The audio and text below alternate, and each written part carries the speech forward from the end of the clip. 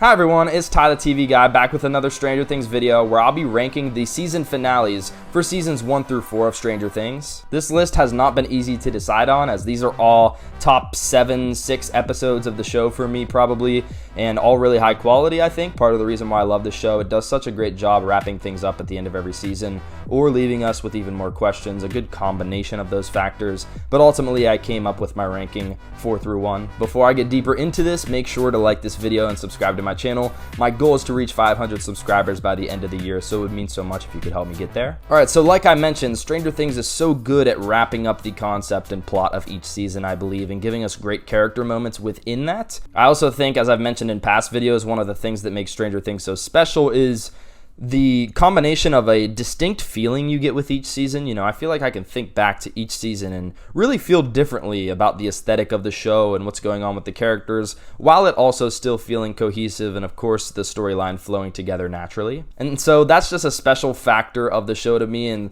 part of what makes it my favorite. But I am going to start ranking these season finales 1 through 4 here, but I got to start down at 4. And to me, the season finale that unfortunately comes in at last is season 1. Now, this perfectly concludes season 1. It's such a tight story, maybe the most cleanly written and mistake-free script you're going to see in Stranger Things, speaking of season 1 here. And the season 1 finale ties up every plot line in a satisfactory, sensical bow, so I really enjoy and appreciate how they wrap this up. I love especially, of course, the highlight scene, which I think is Hopper and Joyce saving Will. Hopper, of course, performs CPR as Joyce blows into his mouth, and the parallels as they're in the Upside Down and specifically saving Will to Hopper's daughter, and how he and the doctors that were involved in her treatment for leukemia, which I believe she had, weren't able to save her in those moments, and he was kind of channeling that frustration and that pain that he felt to try to help out Will and make sure Joyce didn't lose her son in this situation. So I felt like that was a beautiful character connection they made there, and then there's just so much other content in this episode leading up to the saving of Will that makes this episode worthwhile. Among the other storylines, you get Steve coming to save the day at the Byers' house with Nancy and Jonathan setting up the plan to take down the Demogorgon. You get Mike, Dustin, Lucas, and Eleven camped out at the Hawkins High School, middle school area in the gymnasium, and then chaos ensues as the government goes to find them because Hopper unfortunately had to give up Eleven's location in order to get access to save Will. So that agreement happens and starts to be carried out at this point, which becomes a big factor for future seasons and keeping Eleven a secret and all that. You also get Eleven's heroic and what ends up to be a temporary exit when she saves the rest of them from the Demogorgon after it completely tears through all the Hawkins lab people who had their guns and were trying to take it down, but they were no match. Eleven, however, did match up and did live up to the occasion, I guess, and was able to save them in a really funny scene at first when Lucas shoots his wrist rocket and thinks the rock pushed the Demogorgon back up against the wall when really it was Eleven, summoning the last bit of her power from within herself. It was an awesome scene, and she says goodbye to Mike temporarily once again. And so there's action being carried out all throughout this episode. Super great character moments interpersonally and in relation to the monster and the crazy events going on. But what makes this episode so special, just like a lot of finales of Stranger Things, is not just the episode itself, but the way it was built into. The foundation of this season was so strong and made us really care about what was going down with these characters in the finale, and their personalities and acting was really able to shine as a result of the context in which they were placed in. So season 1 was just really, really well written, and I love the finale. Once again, Hopper's character and the depth added there. Of course, Joyce just in her desperate attempt to save her son, and everybody else in a supporting role as well, either helping out for the sake of Will or for Eleven. Just great to see, the group coming together, slightly splitting up in this last episode. And amazing episode. It's just, this show's too good all around and got a lot of good finales. In third place, this is where it really became hard for me. I knew my 1, I knew my 4, but these middle 2, it was hard to decide. But I had to put season 2's finale here in third place. Now, if you've seen my other content, you know that overall season 2 is my favorite season. And actually, one of the things I point to a lot as a reason for why it's my favorite, despite the Lost Sister episode, which I don't dislike as much as other people, but it's kind of known for being, a down spot for this season.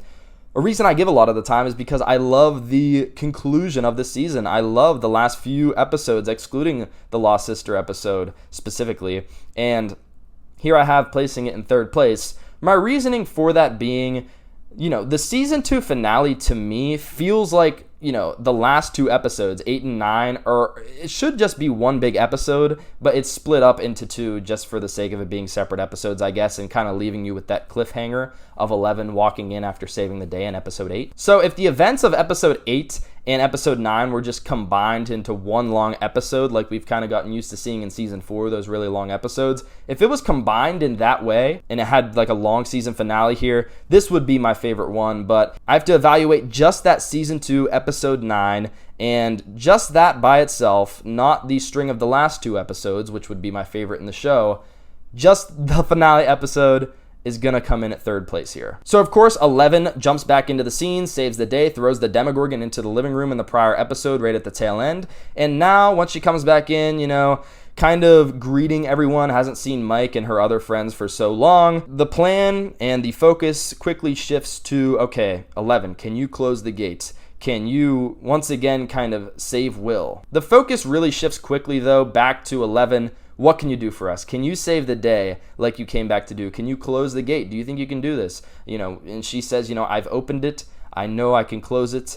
And her and Hopper quickly head back to the lab. So her reunion with the crew is pretty short-lived, and Mike is worried that he's once again going to lose her. On their way back to the lab, Mike and 11 have one of my favorite conversations in the entire show, once again tapping into Hopper's past, giving us more context into the reason he acted certain ways throughout the season. Maybe didn't parent her the best, and he's been out of practice for a while, so we give him maybe a little bit of leeway. But we learn more about his daughter. 11 learns about his daughter, even more importantly, and that she was the new thing for him, and he didn't want to lose her in the same way he lost his daughter. So that's one of my favorite conversations. And then when they pull up to Hawkins' lab, it's one of the most epic things once 11 actually gets to her spot and is able to close that gate. She's levitating. The visuals of that scene are beautiful, and it's well documented that I think it's maybe the best in the show as far as visuals go. And then simultaneously, you got other things going on. You got, Nancy, Jonathan, Joyce trying to get the particles that they didn't really know were particles at the time, but get whatever it was that was possessing Will out of him at Hopper's cabin, by trying to burn it out of him, essentially, making the presence within him that likes it cold uncomfortable. And then you also have the rest of the party under kind of the plan of Mike heading to the tunnels to assist their party member in 11 so that she didn't have to go about this alone and was able to just focus on closing the gate, didn't have to deal with all the other Demogorgons as much and stuff. Obviously, they get called back eventually, and Hopper, has to shoot some of them down. But, their plan to go into the tunnels and light it on fire was very frowned upon by Steve, but it ends up going down anyway because he got knocked out by Billy earlier on in the episode. So much going on here, but it all just comes to a great peak in this episode. Like I said, I think just the episode before is also so good and gives us so much of the whole crew together, which is a lot of what I loved about the closing moments of this season as well. So that's why just this episode by itself isn't higher, but all the collective things that happen and are going on are still amazing. It also has the best feel-good ending at the very end of the season after the climactic monster-related events when 11 and Mike especially are able to reunite at the snowball dance that he really wanted to go with her to for so long now. So that was great, and Lucas and Max also kind of link up. Dustin has a bit of a hard time, but Nancy picks him up and tells him, the girls will wise up here soon. And Will even gets to dance with a girl, even though she called him Zombie Boy, which I will never like. But the point is, they all get a happy ending, relatively, at least at this point, and get to go to a school dance and have some fun for once. So it's phenomenal. I absolutely love season 2 and just the feeling of the whole season, but especially these last few episodes. If you were going to ask me, what's your favorite 2 episodes to end a season? It'd be season 2, but just 9 by itself, slightly behind the top 2 in the 3 spot. At number 2, I have season 4. This is a spectacular episode with a lot of great moments. Once again, maybe the scariest of the finales overall, you could say, kind of the most horror elements involved now that we have Vecna in Season 4. And the main reason, I'm going to be honest, that I'm putting this over Season 2 is just because of the length. I mean, the Season 2 finale is an hour long, maybe. The Season 4 finale is 2 hours and 20 minutes long. So you're getting over double the content of like any other season finale. And so it's hard unless, the finale is that good to take it when this one is just so much longer. And so for the sake of not making this video too long, I'm not going to go through every single thing that happens in this finale episode. But ultimately, it's really well done. It wraps up this season in a mostly satisfactory way. And the big difference of this one between the other seasons is that, at least in the finales of seasons 1 through 3, you're getting a temporary resolution, at least a feeling of security for the characters for the time being. This time, the end of season 4 is chaos. It's madness. It's the Upside Down is taking over our world. Vecna didn't necessarily win in the moment, but he got overall pretty much the better of them because he was able to ultimately achieve his plan of integrating the Upside Down into the real world. And you can see it firsthand right at the end of the season as they all gather on the hill and look over Hawkins, and there's smoke from the Upside Down and that red glow pouring into the real world. So just the length of the episode and that approach of not having our team necessarily win at the end of the season was unique and a good choice in my opinion, just to start out with that. But of course, everything that happens within the episode is super thrilling as well. The main thing that at the time when I first watched it, I was underwhelmed with was Eleven's battle with Vecna. I thought it was going to be a bit longer, a bit more grand. Now, I do expect that, and I've reflected on it and thought, okay, they're probably saving like the really long and cinematic fight for season 5. Not that that fight wasn't cinematic. It was just like it started and then it was basically over. He threw some daggers at her. She deflected them. They held each other for a while, and then he just basically overpowered her within like a minute or two. So I wanted a longer fight between them, but we did get really good dialogue once he kind of took her with him to the Upside Down and had her watch him kill Max, or at least attempt to. And then just in Stranger Things fashion, all of these simultaneous things occurring with our separated groups, Nancy, Robin, and Steve doing their thing up in the Creel house, Max and Lucas down below, the tragedy going on with Max, Hopper and Joyce and Murray and Russia even contributing in their own way, taking down some Demogorgons there. And, burning it to weaken Vecna and his army for the time being. There's just so many moving parts, but it all fit together pretty well. The scale of this season was certainly something we'd never seen before in the show, and I do think they did a pretty nice job of pulling it off. A couple of my favorite moments in this final episode are Eddie's guitar solo, of course. So epic to draw the bats away from the Creel house. You also get Max's death scene. Of course, now we know she's in a coma. She was kind of brought back to life by Eleven, which is a little questionable, but regardless, that scene and the acting from Sadie Sink and Caleb McLaughlin in that scene of her death was so spectacular and one of the most gut-wrenching watches I've had. And so despite a couple flaws and a couple questionable writing decisions, I still think this episode is just pretty much banging start to finish. You just got one thing going on after another. It's a lot to handle, but at this point in the season, you want it all to come because there's been so much buildup of Vecna and him trying to take down our crew, and you want to see the resolution to it. So it's grand, it's epic, it gives you everything. A couple deaths, a couple small victories, but overall still a loss and a menacing feeling heading into season 5. This season 4 finale was super large scale, and I loved it. Like I said, though, that season 2 and season 4 finale are kind of interchangeable. I just give the nod to season 4 because of how many high leverage and top tier moments there are within it, and it's kind of afforded the ability to have so many great moments because it's just so long. But that's still a factor, and I have it over season 2. So that leaves me with the best finale in Stranger Things, which I think is unequivocally season 3. Now, I usually rank season 3 as my least favorite season overall because I like to take into account all the episodes and the whole story arc of an entire season and the characters within it and how high quality I think they are. And so I think some of those other factors hurt it in the standing of where I rank the overall season, but just the finale of season 3 is so spectacular and makes up for some of the shortcomings in the rest of the season for me. Like, wow, there's just so many good decisions made here. First of all, 11 losing her powers, not only great for this episode so that the crew has to find a different way to take down the evil, but Also good for the future of the show. But just speaking of this episode, I thought it was creative. I thought it was necessary to strip her of her powers. It left us as an audience being more curious as to how they were going to get out of these sticky situations. You know, they couldn't resort to the easy way out with 11 just taking down the monster pretty effortlessly with her awesome powers. You know, Lucas shooting his wrist rocket at the balloon to distract the mind flare so they could all escape, at least temporarily. And then you have 11 still being the main hero up on the surface,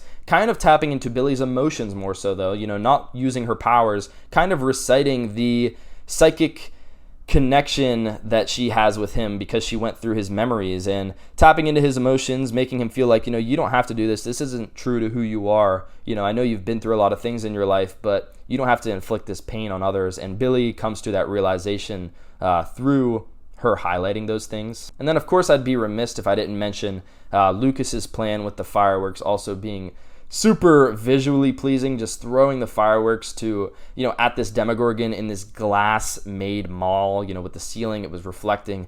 Everything about that scene is so awesome, and Lucas's plan really helped buy some time for everyone involved. And then you get Hopper, Murray, and Joyce going down into the Russian lair and taking over and ultimately trying to turn off this machine that is keeping the Upside Down and its elements open to our world. Of course, we have the tragic loss of Hopper at the end of this episode, which is a riveting, gut-wrenching moment as well. Ultimately, he ends up coming back in season 4. Some could argue it takes away from this moment. I don't really think so. I still think it's spectacular, especially with the scenes that ensue, specifically talking about 11 reading his letter.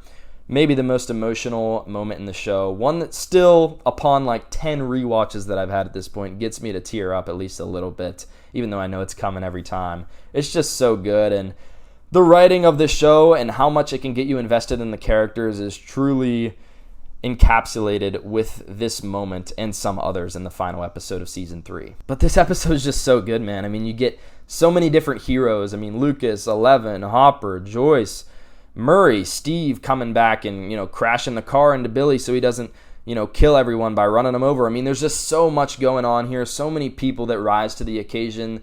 The stakes are larger than they've been before at this point. You know, season 4 even ups that to another level, of course. But if you want a combination of action-packed, high-stakes television and some deep-cut emotional moments that'll get you in your feelings, this episode accomplishes all that and more. So there you have it, guys. That's me ranking the finale episodes of Stranger Things 1 through 4 or 4 to 1, however you look at it. Let me know what you thought of my rankings and if you think season 3 is the best finale episode in the show as well. To me, it really saves season 3 and has me put it in a much higher regard than I otherwise would. It is really like a perfect finale episode.